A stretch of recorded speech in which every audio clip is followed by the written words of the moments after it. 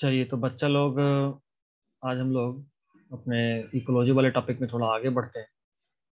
Maximum part तो हमने cover कर रखा है, बट छोटा सा पार्ट बस बचा हुआ है। उम्मीद करते हैं कि आप पूरा चैप्टर रिवाइज किए हुए होंगे और अब ज़्यादा कुछ बचा नहीं होगा मेरे साथ। आप बस साथ साथ चलिए और आज इस चैप्टर को हम लोग एंड कर लेते हैं अगले आधा घंटा में। सबसे पहले तो आपको ये जानना है कि इकोलॉजिकल पिरामिड तक हम लोग पढ़ लिए थे, है ना। We have studied till ecological pyramid. आज हम शुरू करेंगे उसके लिमिटेशन से। इकोलॉजिकल पिरामिड का लिमिटेशन क्या है? सबसे पहला लिमिटेशन, कई बार एक ही स्पीशीज एक से अधिक ट्रॉपिक लेवल को ऑक्युपाई करता है। कई बार एक ही स्पीशीज एक से अधिक ट्रॉपिक लेवल को ऑक्युपाई करता है। फॉर एग्जांपल, जैसे मान लो प्लांट, और उसमें भी अगर वो इंसेक्टिवोरस है, तो इंसेक्टिवोरस प्लांट नॉर्मली फोटोसिंथेसिस भी करता है, लेकिन क्योंकि वहां के सॉइल में नाइट्रोजन कंटेंट कम रहता है, इसीलिए वो नाइट्रोजन कंटेंट के लिए इंसेक्ट्स को भी खाता है। तो आप ऐसे प्लांट को कहाँ रखोगे? क्या आप इसको प्रोड्यूसर के फॉर्म में रखोगे या फिर इसको फर्स्ट ऑर्डर या सेकंड ऑर्डर कंज्यूमर के फॉर्म में रखोगे? इसके बारे में कुछ भी इकोलॉजिकल पिरामिड नहीं बताता। तो ये एक इसका ड्रॉबैक है। दूसरा ड्रॉबैक, ये ऐसा मानता है कि फूड चेन सिंपल है। मतलब सबसे पहले प्लांट, प्लांट को खाया इंसेक्ट, इंसेक्ट को खाया फ्रॉग, फ्रॉग को खाया स्नेक, स्नेक को खाया ईगल। वो ऐसा मानता है, और वो ये चीज भूल जाता है कि कभी ऐसा भी हो सकता है कि इस फ्रॉग को इंसेक्ट या स्नेक नहीं खा के मे बी कोई डॉग खा लिया, तो ये गड़बड़ हो जाएगा ना। तो ये फूड वेव यानी इंटरकनेक्टेड फूड चेन को कंसीडर नहीं करता, ये एकदम सिंपल सिंपल फूड चेन को कंसीडर करता है, जो कि ये गलत बात है। It assumes simple food chain and does not accommodate a food web. ये बहुत बहुत गलत बात है कि आप फूड वेव को इग्नोर कर रहे हैं। ठीक है।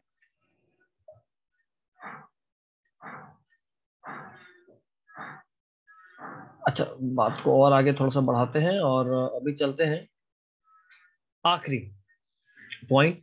एक पॉइंट तो ये था, दूसरा ये था, और तीसरा सैप्रोफाइट यानी सड़ा गला खाने वाला, डिकम्पोजर यानी डिकम्पोज करने वाला, माइक्रोब्स, डेट्रीवोर्स डेड को खाने वाले, इन सभी को इकोलॉजिकल पिरामिड में कोई जगह नहीं दिया।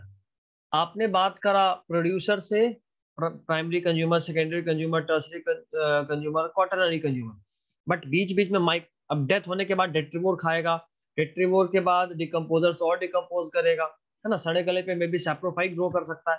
तो उन सबको कोई जगह ही नहीं दिया गया, जबकि एनर्जी के साइकिलिंग में इनका भी रोल है। अगर माइक्रोब या डेट्रीवोर या डिकम्पोजर नहीं रहेगा, तो जो भी एनर्जी है वो डेड बॉडी के फॉर्म में ही लॉक रहेगा, वो कभी आगे बढ़ेगा ही नहीं। तो इसको इग्नोर किया गया, जो कि गलत बात था। ठीक है। अब हम लोग बात करेंगे न्यूट्रिएंट साइक्लिंग का। न्यूट्रिएंट साइक्लिंग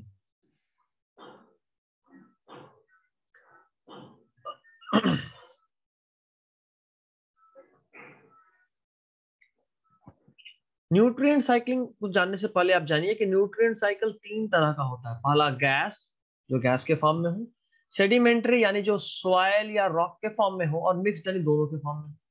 ठीक है। गैस वाले में बात करें तो सबसे इंपॉर्टेंट बात आता है carbon dioxide, nitrogen gas, oxygen. ये सब जो भी गैसेस है इनका भी साइक्लिंग होता है। मतलब ये कि हम लोग लगातार ऑक्सीजन ले रहे हैं और कार्बन डाइऑक्साइड रिलीज कर रहे हैं। ग्रीन प्लांट्स ऑक्सीजन रिलीज कर रहा है, कार्बन डाइऑक्साइड इनटेक कर रहा है at the time of photosynthesis. तो ये एक साइकिल चलता जा रहा है। तो इस तरह के साइकिल को बोलते हैं गैसियस साइकिल। और ध्यान रखिए, इसका रिजर्वोयर पूल आपको याद रखना है, यही पूछेगा। इज एटमॉस्फेयर और water reservoir pool of gaseous nutrient cycling is atmosphere और वाटर। एटमॉस्फेयर और वाटर यानी रिजर्वोयर, मतलब अगर हम अभी के टाइम में बात करें कि मैक्सिमम कोई भी गैस, जैसे मान लो नाइट्रोजन है या ऑक्सीजन है या कार्बन डाइऑक्साइड है, ये कहाँ पे स्टोर होता है? तो ये या तो एटमॉस्फेयर में स्टोर होगा या वाटर में। बोलो सर वाटर में कैसे स्टोर होगा? तो बच्चा जरा सोच, हाइड्रोजन या ऑक्सीजन पानी के फॉर्म में कितना डिजोल्व होता है, कार्बन डाइऑक्साइड में कितना डिजोल्व होता है वाटर में, तो होगा। Next is sedimentary. सेडिमेंट्री यानी जो सॉइल के फॉर्म में हो। तो सिंपल सिंपल ध्यान दीजिए, ये बायोजेनेटिक मटेरियल है और ये नॉन गैसियस है, तो ये लिथोस्फीयर यानी रॉक्स में मिलते हैं, rock as the main reservoir pool. Example phosphorus, calcium, magnesium. जो आपसे पूछेगा वो पूछेगा फास्फोरस का, तो ध्यान रखिएगा फास्फोरस के लिए रिजर्वायर पूल कौन है, lithosphere. Lithosphere is the reservoir pool. अच्छा, अब अगर हम बात करें इसी में सल्फर का, सल्फर, तो सल्फर के केस में ये जो है वो सेडिमेंट्री भी है और गैसियस भी है, दोनों ही फेस होता है। सल्फर के केस में ये जो न्यूट्रिएंट साइक्लिंग का फेज है वो सेडिमेंट्री भी है और गैसियस भी है, तो ये ध्यान रखना है। नाउ अब हम बात कर रहे हैं मिक्स्ड का। तो मिक्स्ड के लिए हम बोलेंगे न्यूट्रिएंट जिसका कि गैसियस और नॉन गैसियस स्टेट दोनों हो, जैसे कि सल्फर अभी हमने बात करा, तो उसको क्या बोलते हैं, मिक्स्ड। अब थोड़ा सा बात हम लोग कर लें बायोजियोकेमिकल साइकिल्स के बारे में। बायोजियोकेमिकल साइकिल्स यानी वही oxygen cycle, carbon dioxide cycle, phosphorus cycle.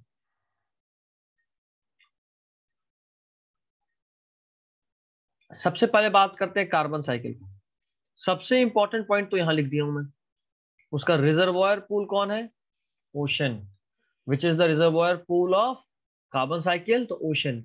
सुनिएगा, टोटल जो भी ऑर्गेनिजम्स हैं उनमें मेनली तो वाटर होता है, और वाटर से जरा सा कम पे बात करें तो ऑलमोस्ट 49% कौन होता है, कार्बन। किसी भी फॉर्म में हो सकता है, कार्बोहाइड्रेट के फॉर्म में, कार्बन डाइऑक्साइड के फॉर्म में, प्रोटीन, लिपिड, एंजाइम्स के फॉर्म में, न्यूक्लिक एसिड के फॉर्म में, हार्मोन्स के फॉर्म में, किसी भी फॉर्म में हो सकता है। और इसका जो मैंने कहा कि रिजर्वायर पूल ओशन है, तो ये कहने के पीछे कारण ये था कि total 71% of carbon is present in ocean. लिखा होगा कहाँ, बिल्कुल लिखा है, 71% of total global carbon is found in dissolve form in ocean.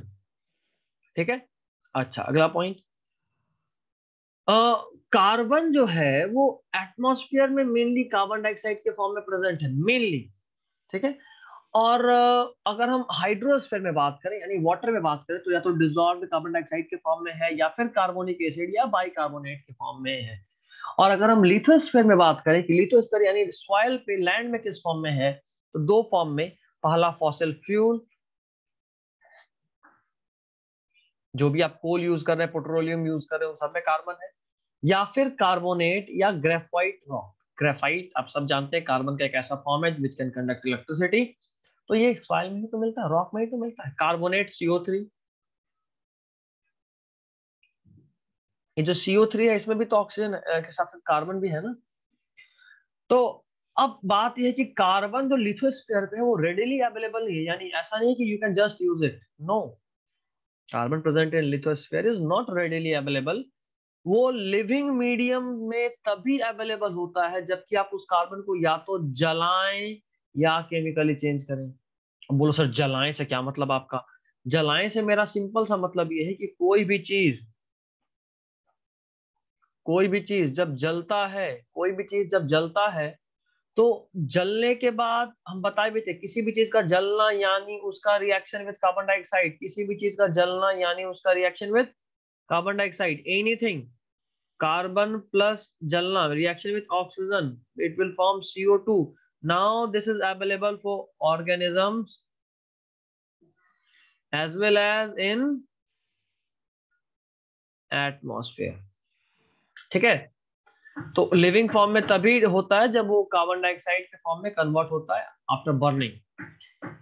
अब लिविंग कंपोनेंट में कैसे आता है भाई कार्बन, तो याद रखिएगा mainly it comes with the help of photosynthesis. जब CO2 को ऑटोट्रॉप यूज करता है और यूज करने के बाद जब आपको उस कार्बन डाइऑक्साइड को कार्बोहाइड्रेट में कन्वर्ट करा जाता है, इसी से कार्बन किसी भी लिविंग मीडियम में इंटर करता है। और एग्जिट का तो बहुत सारा तरीका है, डेथ हुआ, तो डेथ होने के बाद डिकम्पोज होगा, कार्बन डाइऑक्साइड रिलीज होगा, कार्बन मोनोऑक्साइड रिलीज होगा, या फिर आप रिस्पायर करते हो तो ऑक्सीजन लेते हो और कार्बन डाइऑक्साइड छोड़ते हो। तो लिविंग बॉडी से कार्बन को निकलने का बहुत रास्ता है, but entry is mainly in the form of carbohydrates which occurs which or you may say which is formed by the burning of fossil fuels. Okay, चलिए next is atmosphere and hydrosphere do not get अच्छा अच्छा अच्छा, हाँ ठीक है। तो उसके बाद का पॉइंट बोलता है कि एटमॉस्फेयर और हाइड्रोस्फेयर से ये कभी भी कम नहीं होता, कार्बन कंटेंट कभी भी कम नहीं होता। क्यों? क्योंकि वो वापस रिटर्न होता है दो मेन प्रोसेस से। पहला, बायोलॉजिकल जो है वो रेस्पिरेशन के थ्रू वापस लिविंग मीडियम से या डिकम्पोजिशन ऑफ ऑर्गेनिक मैटर से आता है। और नॉन बायोलॉजिकल प्रोसेस का अगर हम बात करें तो बर्निंग से जो भी फ्यूल बर्न होता है उससे CO2 एटमॉस्फेयर में इंटर करता है। पहले के टाइम में ये रेट बहुत बैलेंस था, बट आज के टाइम में अगर हम बात करें तो ये सिग्निफिकेंटली ह्यूमन एक्टिविटी जो है वो उसको इन्फ्लुएंस कर रहा है। कैसे? रैपिड डिफॉरेस्टेशन, CO2 का लिविंग मीडियम में आने का रेट घट गया, क्योंकि प्लांट ही घट गया तो फोटोसिंथेसिस का रेट जाहिर सा बात है घट गया। And massive burning of fossil fuel, तो एक तो आप कार्बन डाइऑक्साइड को एटमॉस्फेयर से लिविंग मीडियम में आने का रास्ता घटा दिए क्योंकि आप प्लांट घटा दिए, नो प्लांट नो फोटोसिंथेसिस। उल्टा लिविंग मीडियम में जो भी थोड़ा मोड़ा बच रहा था उसको बाहर निकलने का रास्ता दे दिए। कैसे? आप उसको बाहर निकलने का रास्ता ऐसे दिए हो कि आप लगातार फॉसिल फ्यूल को बर्न कर रहे हो। ठीक है, ये ध्यान रखना है। अब सिंपल से जरा सा इस चार्ट को देख लीजिए, this is called carbon cycle. ये है ग्रीन प्लांट, ये है एनिमल। देखो एनिमल से रेस्पिरेशन, बर्निंग, डीके या फंगस या बैक्टीरिया के थ्रू CO2 एटमॉस्फेयर में जाता है। ग्रीन प्लांट अगर मर गया और फॉसिलाइजेशन हो गया तो वो कोल में कन्वर्ट होगा और बर्निंग होने के बाद एटमॉस्फेयर में जाता है। जो रॉक में कार्बोनेट के फॉर्म में है, चाहे कैल्शियम कार्बोनेट हो या कोई भी कार्बोनेट हो, तो अगर रॉक में है तो वो बाई हाइड्रेशन एटमॉस्फेयर में जाएगा और वापस से जाने के बाद वहां पे वापस से सेडिमेंटेशन होगा, जम के फिर से आ जाएगा। और अंदर आने का, ये सब बाहर निकलने का इतना रास्ता था, लेकिन अगर हम अंदर आने के रास्ते पे बात करें तो सिर्फ एक, कौन? फोटोसिंथेसिस। सिर्फ फोटोसिंथेसिस से एटमॉस्फेरिक कार्बन डाइऑक्साइड जो है वो कहाँ आ रहा है? ग्रीन प्लांट में, जहां से वो लिविंग मीडियम में इंटर कर रहा है। और वापस जाने का देखो इतना सारा रास्ता, इतना सारा रास्ता है। ठीक है, ये था हमारा कार्बन साइकिल। अब बात करते हैं फास्फोरस साइकिल का। फास्फोरस साइकिल रिलेटिवली बहुत आसान साइकिल है, कारण इसका में ज्यादा मूवमेंट नहीं होता। सबसे पहले तो इसका रिजर्वायर पूल याद रखना है, क्या? रॉक। दो तीन बात अभी पहले सुन लीजिए, फिर आगे इसको डिटेल में ये वाला चार्ट देखेंगे तो समझ में आएगा। पहला बात, फास्फोरस जो इनसॉल्युबल फॉर्म में सॉइल्स में प्रेजेंट होता है वो सॉल्युबल फॉर्म में भी कन्वर्ट होता है। कैसे? तो chemical secretion of micro organisms and plant roots के वजह से। प्लांट रूट्स और माइक्रो ऑर्गेनिज्म से जो भी केमिकल सिक्रीशन होता है उससे सॉइल में प्रेजेंट जो भी फास्फोरस है इनसॉल्युबल फॉर्म वाला, it gets converted into soluble form. ठीक है। दूसरा बात, the phosphorus present in bones and teeth. देखो हमको पता है हमारे हड्डी में, हमारे टेथ में बहुत सारा फास्फोरस होता है, और ये जो फास्फोरस हमारे बोन्स या टेथ में है, आपको समझ में आना चाहिए कि बहुत लंबे समय तक साइकिल के बाहर चला जाता है। क्योंकि एक बार आपका दांत बन गया तो क्या तुरंत से आपका दांत टूट के गिरने वाला है? जब तक आप जिंदा रहोगे वो आपके बॉडी में रहेगा। तो लंबे समय तक वो फास्फोरस आपके बॉडी में ही लॉक हो चुका है।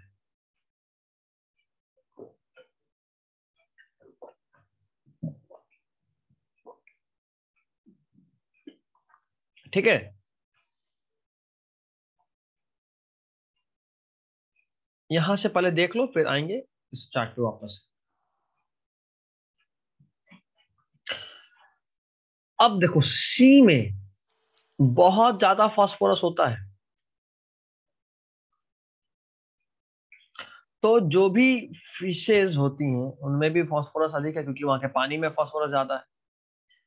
अब बहुत सारी सी बर्ड्स होती हैं, सी बर्ड्स जिनका खाना ही है ये फिश, तो ये जो सी बर्ड्स है जिनका खाना ये फिश है, वो सी बर्ड्स मछलियों को खाती हैं, और चूंकि उनके बॉडी में फास्फोरस बहुत ज्यादा होता है, तो वो जो एक्सक्रीटा उनके बॉडी से बाहर आता है उसको बोलते हैं गोएनो। देखो क्या नाम है, गोएनो। तो phosphorus rich fishes that is guano are deposited on land by seabirds। जो सी बर्ड्स हैं जब अपना एक्सक्रीटा को, चूंकि खाती है जाके समुद्र में और एक्सक्रीट आउट करती है वापस लौट के जमीन पे, उससे फायदा ये हो जाता है कि भाई जो भी वो वहां पे फास्फोरस खाई थी वो जब निकलता है उसके शरीर से in the form of excreta, जमीन पे निकलता है। It is a very rich source, it is a very rich source of phosphorus on land. ठीक है। वैसे जो भी हो, फास्फोरस का ऐसा लक्षण है कि ये जिस तेजी में लैंड पे आता है अवेलेबल पूल, उससे ज्यादा तेजी से वापस चला जाता है। इस पॉइंट को याद रखिएगा। phosphorus it appears that phosphorus is being lost from the available pool faster than it is returned to it। जिस तेजी में आ रहा है उससे ज्यादा तेजी में वापस लौट रहा है। चलिए अब जरा सा फास्फोरस साइकिल देख लेते हैं, आपका थोड़ा सा कंसेप्ट और क्लियर होगा। देखिएगा सबसे पहले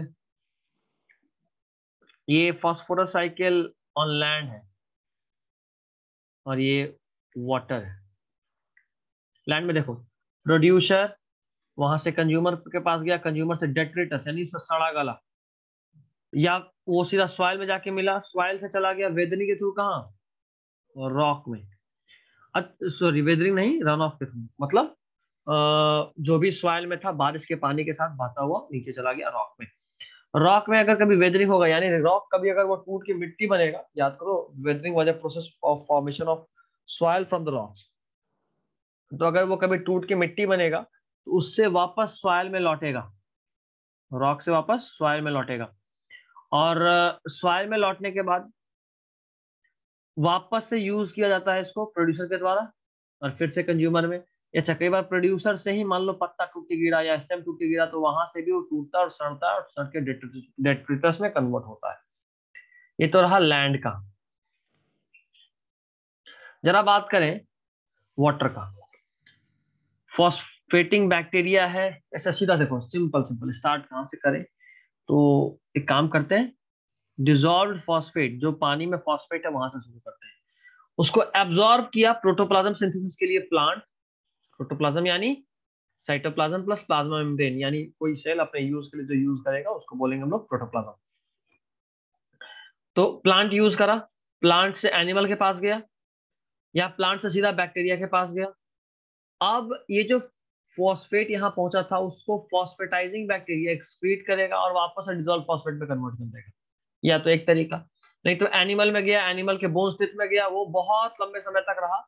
जब वो प्लांट मरेगा या एनिमल मरेगा तो फिर वो स्वैलो मरीन सेडिमेंट के फॉर्म में, मतलब सेडिमेंट यानी जो जमेगा, नीचे जाके जम जाएगा। वहां से मरीन फिश या बर्ड्स भी कई बार खाते हैं, मरीन बर्ड्स फिश भी उसको एब्जॉर्ब कर लेती है, फॉस्फेट को खा लेती हैं।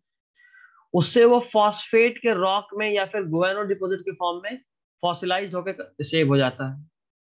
अब अच्छा, कई बार वोल्केनिक एपेटाइट, कई बार कुछ वोल्केनो होता है वहां से भी ये बन के आता है। धीरे धीरे वो लॉस तो डीप सेगमेंट हो जाता है। अगर मान लो जो भी चीज था वो पानी में, जैसे मान लो ये जो स्वैलो सेडिमेंट था उसको मरीन फिश या बर्ड्स यूज कर ली, तब तो वापस बायोलॉजिकल में ही रह गया। बट अगर यूज नहीं हो तो धीरे धीरे जाके समुद्र के जो बॉटम है, सी बेड, वहां पे जाके डिपॉजिट होगा, और वहां डिपॉजिट होने के बाद फिर वो लॉस हो जाएगा, जियोलॉजिकल साइकिल में चला जाएगा। मतलब अब कभी अगर वॉल्केनो ये सब आया तो ही बाहर निकलेगा, नहीं तो वो लॉस हो गया, तो लंबे समय के लिए बाहर चला गया। ठीक है। Our next topic is ecological succession.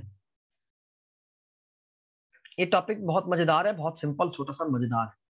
Ecological succession मतलब होता है किसी भी जगह पे किस तरीके से ऑर्गेनिजम्स में चेंज होता है। स्टार्टिंग कुछ और ऑर्गेनिजम्स किए थे, बदलते बदलते बदलते बदलते फाइनली कोई और ऑर्गेनिज्म उभर आ रहा है। जो कम्युनिटी किसी बेयर, बेयर मतलब बंजर, ऐसा मिट्टी जहां पहले कोई लाइफ नहीं था, जैसे मान लो अचानक से कोई ज्वालामुखी फटा, ज्वालामुखी के साथ बहुत सारा लावा निकला, वो लावा समय के साथ कूल डाउन हुआ, कूल डाउन होने के बाद अब वो मिट्टी बन गया है।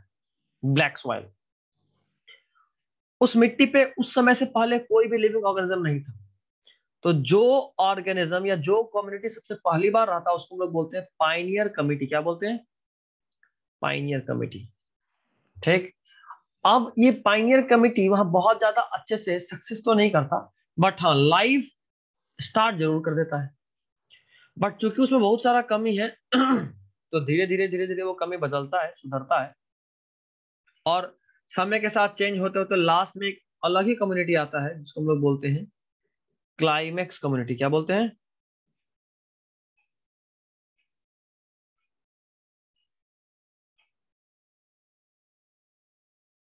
Climax community. तो जरा सा एक बार रीड कर लेते हैं और अच्छे से आपको समझ में आएगा।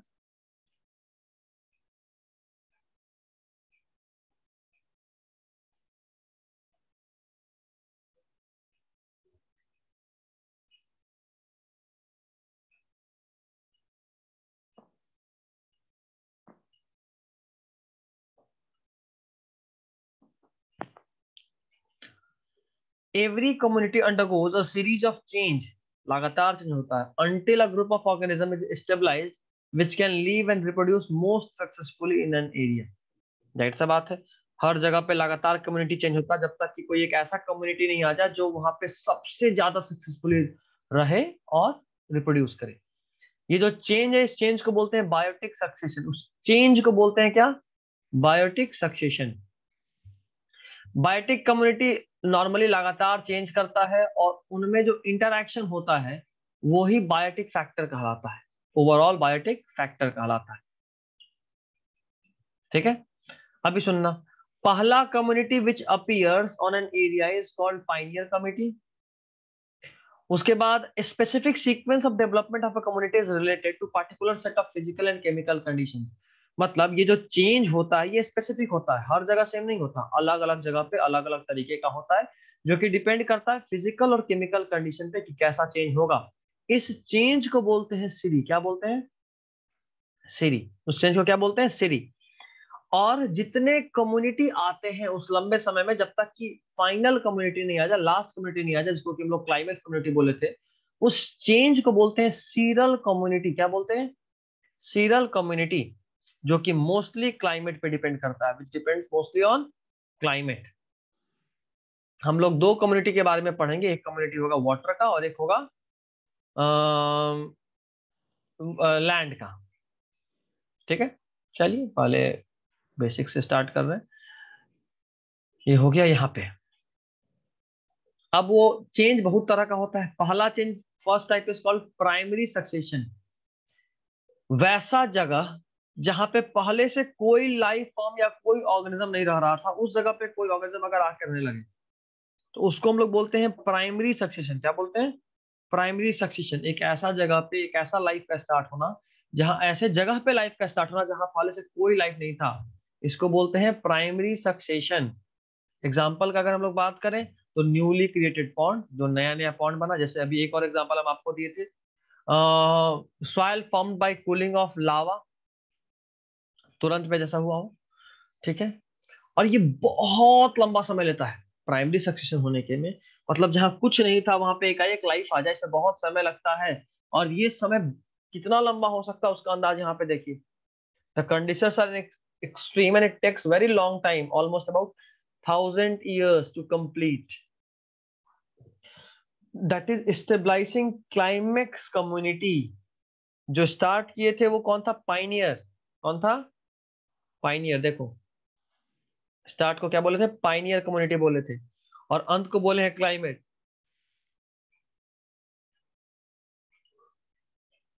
तो ऐसे जगह पे अगर कोई लाइफ शुरू करता है तो उसको हम लोग बोलते हैं primary succession. Next comes the secondary succession. वैसे जगह पे लाइफ का स्टार्ट होना जहां पहले से वेजिटेशन था, जो कि किसी तरीके से फायर, डिफॉरेस्टेशन, ओवरग्रेजिंग या किसी और तरीके से फ्लड, किसी और तरीके से खत्म हो गया। मतलब ये कि तुम्हारा घर था बट अचानक से कोई तूफान आया, बाढ़ आया और वो घर या उस एरिया को ही तबाह कर दिया, अब वहां कोई लाइफ नहीं, पहले था। वैसे जगह पे अगर लाइफ है तो उसको बोलते हैं सेकेंडरी सक्सेशन। वैसा जगह जहां पहले से लाइफ का कोई नामो निशान नहीं था, कोई हिस्ट्री नहीं था, वहां पे लाइफ आए तो प्राइमरी, वैसे जगह पे लाइफ आए जहां पहले लाइफ था बट बीच में अचानक से कोई भी अनहोनी हुआ और वहां से लाइफ सारा खत्म हो गया, इसको बोले सेकेंडरी। तो याद रखिएगा वैसे जगह पे ह्यूमस पहले से होता है, क्योंकि कभी तो लाइफ था, तो ह्यूमस होता है।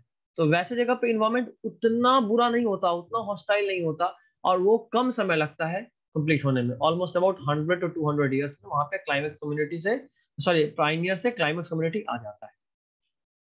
अब दो बात, ऑटोजेनिक और एलोजेनिक सक्सेशन। अगर कोई कम्युनिटी खुद ही अपने उसी कम्युनिटी को रिप्लेस कर दे, मतलब मान लो जैसे किसी जगह था जहाँ पे कोई आदिवासी लोग रह रहे थे, आदिवासी से मे बी हम लोग थोड़ा सा एडवांस हो, बस कहने के लिए, है नहीं है वो नहीं पता मुझे, हम कह रहे हैं कि हम ज्यादा एडवांस थे, फेंक दिए मान लो। तो अगर किसी जगह पे जहां पहले से कोई ऑर्गेनिज्म रह रहा था, उस जगह को उसी स्पीसीज का ऑर्गेनिज्म रिप्लेस कर दिया, गए बंदूक लेके आदिवासी को मार के भगा दिए और अपना घर वहां बना लिए। द फैक्ट इज, आप जिसको हटाए हो वो थोड़ा कम डेवलप्ड है, आप ज्यादा डेवलप्ड है ना। और वैसे जगह पे जो इस तरह का जो भी सक्सेशन होता है, इसको हम लोग बोलते हैं ऑटोजेनिक सक्सेशन। अगर किसी कम्युनिटी को अगर किसी कम्युनिटी को कोई और मॉडिफाई करके वही कम्युनिटी का ऑर्गेनिज्म रिप्लेस कर दे तो उसको बोलते हैं ऑटोजेनिक सक्सेशन। इसका ठीक उल्टा, एक कम्युनिटी को कोई दूसरा कम्युनिटी रिप्लेस कर दे जो कि इन्वायरमेंट की वजह से होता है अक्सर, तो इसको बोलते हैं एलोजेनिक सक्सेशन। क्या बोलते हैं? Allogenic succession. ठीक है। अब ऑटोट्रॉपिक और हेटेरोट्रॉपिक सक्सेशन, नाम ही अपना काम बता रहा है, जरा पढ़ लीजिए बस एक बार। अगर स्टार्टिंग में ऑटोट्रॉपिक ज्यादा होगा तो उसको ऑटोट्रॉपिक सक्सेशन बोलेंगे। अगर स्टार्टिंग में हेटेरोट्रॉपिक ऑर्गेनिजम्स होगा तो उसको बोलेंगे हेटेरोट्रॉपिक सक्सेशन। ये प्रोसेस ऑफ सक्सेशन सुनिएगा, ये सबके लिए सेम, किसी भी तरीके का सक्सेशन हो सेम होता है। सबसे पहला न्यूडेशन, वो जो एरिया होगा वो एक्सपोज होगा। माइग्रेशन, नए तरह के सीड्स, स्पोर्स या ऑर्गेनिजम्स उस जगह पे आएंगे जहां पहले से कुछ नहीं था, बेयर एरिया में आएंगे। जर्मिनेशन, अब कंडीशन जैसे ही फेवरेबल हुआ तो जर्मिनेशन होगा। फिर होगा इकेसिस, सक्सेसफुल जर्मिनेशन, जर्मिनेशन होना शुरू हुआ, बट जैसे मान लो चना का अंकुर, चना को आप फुलाए वो अंकुरा, अंकुरना इज जर्मिनेशन। बट अगर वो अंकुरन पेड़ में बदल गया तो उसको बोलेंगे इकेसिस, सक्सेसफुल जर्मिनेशन हो गया। तो अगर आप उस अंकुरे हुए चना को आप खा गए, आगे का बात नहीं बढ़ा, जर्मिनेशन हुआ था बट उससे कोई प्लांट ग्रो नहीं किया, तो उसको हम लोग इकेसिस नहीं बोलेंगे। तो इकेसिस मीन्स सक्सेसफुल जर्मिनेशन। और बेयर एरिया पे सक्सेसफुल जर्मिनेशन ऑफ प्रोपेग्यूल्स अगर हो जाए तो उसी को बोलते हैं ecesis. Next is colonisation and aggregation, जैसे ही एक प्लांट आया धीरे धीरे वहां पे और प्लांट आएगा और वो लोग मिलके किसी एक एरिया को कवर कर लेंगे, ये जो कवर्ड एरिया था इसको ही बोलते हैं कॉलोनी। फिर होगा कंपटीशन एंड कोएक्शन। जाहिर सा बात है, आपके पास 1 किलो या 1 मीटर का स्पेस था और प्लांट हो गए 150, जाहिर सा बात है जगह कम पड़ने लगा।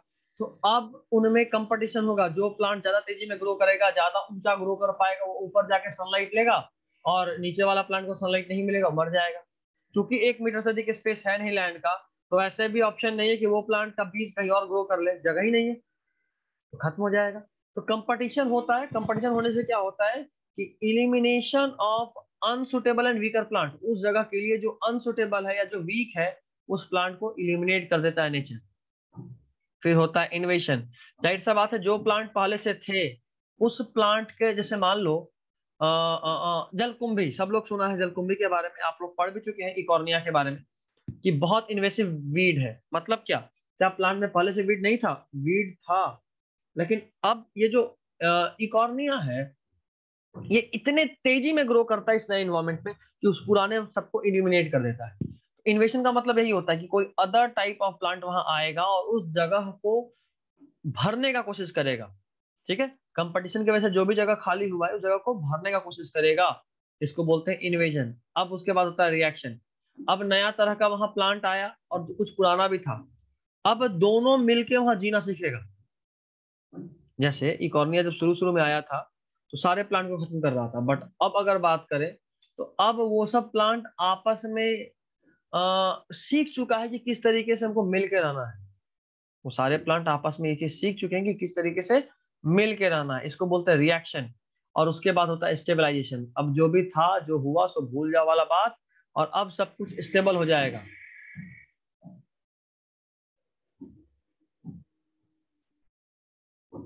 सब कुछ कैसा हो जाएगा? स्टेबल।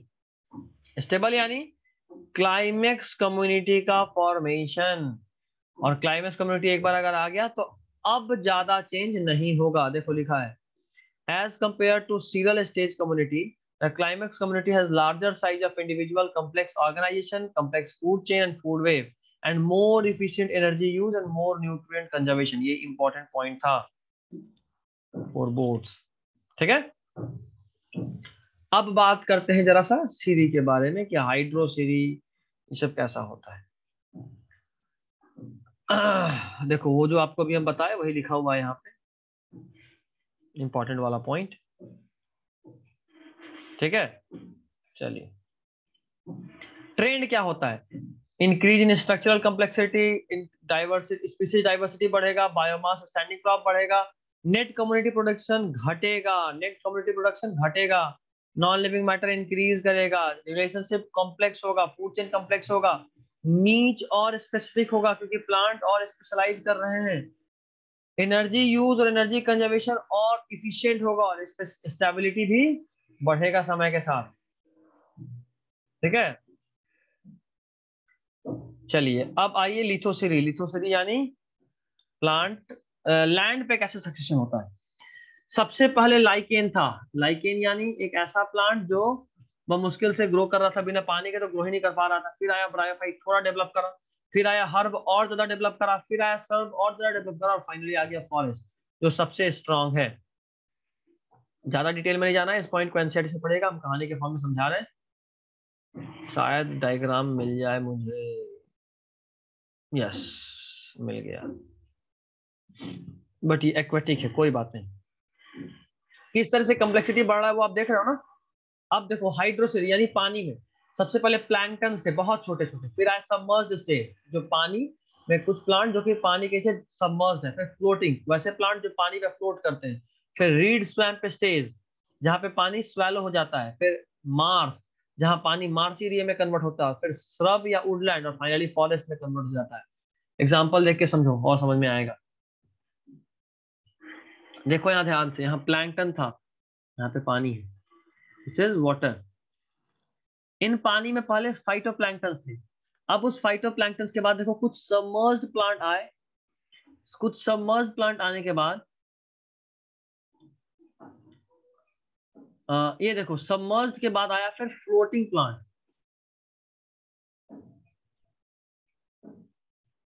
देख रहे हो, कुछ फ्लोटिंग प्लांट्स आ गए हैं, इधर देखो। सबमर्ज्ड तो है ही, साथ में कुछ फ्लोटिंग है। कुछ फ्लोटिंग के बाद आए फिर रीड स्वैम्प। देखो अब चूंकि प्लांट का नंबर बढ़ रहा है, प्लांट का हाइट बढ़ रहा है, तो पानी अब कम गहरा हो रहा है। उसके बाद आता है मार्स मीडो, ऑलमोस्ट पानी खत्म, बस मॉइस्चर बचा है। फिर आया स्क्रब स्टेज। स्क्रब स्टेज में देखो ये नॉर्मली आप कह सकते हो कि एक फॉरेस्ट की तरह कन्वर्ट होने लगा है। It starts appearing like forest. और सबसे बाद में अंत में मुंह उठा के आता है कौन? देखो उस पूरे एरिया को किसमें कन्वर्ट हो गया? फॉरेस्ट में। तो आपको ध्यान रखना है कि कोई ऐसा इकोसिस्टम जो पानी में भी चल रहा है वो भी फाइनली किसमें कन्वर्ट होगा? फॉरेस्ट में। अब last point of this chapter जो बहुत इंपॉर्टेंट है, ध्यान दीजिएगा। Ecosystem service. इकोसिस्टम हमको क्या क्या प्रोवाइड करता है? एक साइंटिस्ट है रॉबर्ट कॉन्स्टांजा, ये बहुत इंपॉर्टेंट है, बिहार बोर्ड ये पूछता है कि क्या था इकोसिस्टम सर्विसेज। तो और कौन इसको बारे में पहली बार बताए थे? तो रॉबर्ट कॉन्स्टांजा जो थे वो बोले कि भाई ये फॉरेस्ट को बहुत कुछ देता है, जैसे हमारा हवा को प्यूरिफाई करता है, पानी को प्यूरिफाई करता है, मिटिगेट ड्राउट एंड फ्लड, सूखा और बाढ़ को कम करता है, न्यूट्रिएंट साइक्लिंग करता है, जनरेट फर्टाइल सॉइल करता है, वाइल्ड लाइफ हैबिटेट देता है, मेंटेन्स बायोडाइवर्सिटी करता है, पॉलिनेशन कराता है क्रॉप का, provide storage site of carbon and also provide aesthetic यानी खुशी, कल्चरल यानी हमारा कल्चर, और स्पिरिचुअल यानी दैविक वैल्यूज, इतना सारा चीज हमको देता है। अगर इस सब का फॉरेस्ट पैसा लेने लगे तो उसका कितना कीमत होगा? तो अगर उन सबको प्राइस टैग मिले, काम के बदले पैसा, तो उसका कीमत हो जाएगा 33 ट्रिलियन डॉलर। कितना? 33 ट्रिलियन यूएस डॉलर। और याद रखिएगा ये कीमत इतना ज्यादा है कि जो ग्लोबल ग्रॉस नेशनल प्रोडक्टिविटी है, ज्योग्राफी बोल रहा हूँ, इकोनॉमिक्स याद करो, ग्रॉस नेशनल प्रोडक्टिविटी पूरे दुनिया मिलके जितना चीज प्रोड्यूस कर रहा है वो है 18 ट्रिलियन डॉलर, यूएस डॉलर। उसका ऑलमोस्ट डबल, 18 दूना 36 होता है, 36 तो 33 ट्रिलियन। तो ऑलमोस्ट उसका डबल वैल्यू, जितना पूरा दुनिया मिलके कमाता है उससे ऑलमोस्ट डबल कीमत तो केवल फॉरेस्ट लेगा अगर उसको पैसा मिले तो। इन सब में से जितना पैसा, इन सब में से 50% कीमत रखा गया सॉइल फॉर्मेशन का, less than 10% for nutrient recycling and climate regulation, और न्यूट्रिएंट रिसाइकलिंग के लिए 10, लेस देन 10 ईच किसके लिए, nutrient cycling and climate regulation, recreation मतलब जो नए चीजों को बनाना, और न्यूट्रिएंट साइक्लिंग के लिए लेस देन 10% दोनों के लिए। क्लाइमेट रेगुलेशन और habitat for wild life provide करने के लिए 6% कीमत टोटल का। अब ये पॉइंट याद रखना है कि earth is a open ecosystem with respect to energy and closed ecosystem with respect to nutrient cycling. ठीक है, चलिए, this is all for today and I guess कि कोई दिक्कत आपको नहीं हुआ। अगर कोई दिक्कत हो तो आप अगले क्लास में डिस्कस कर सकते हैं। चलिए, ऑल द बेस्ट।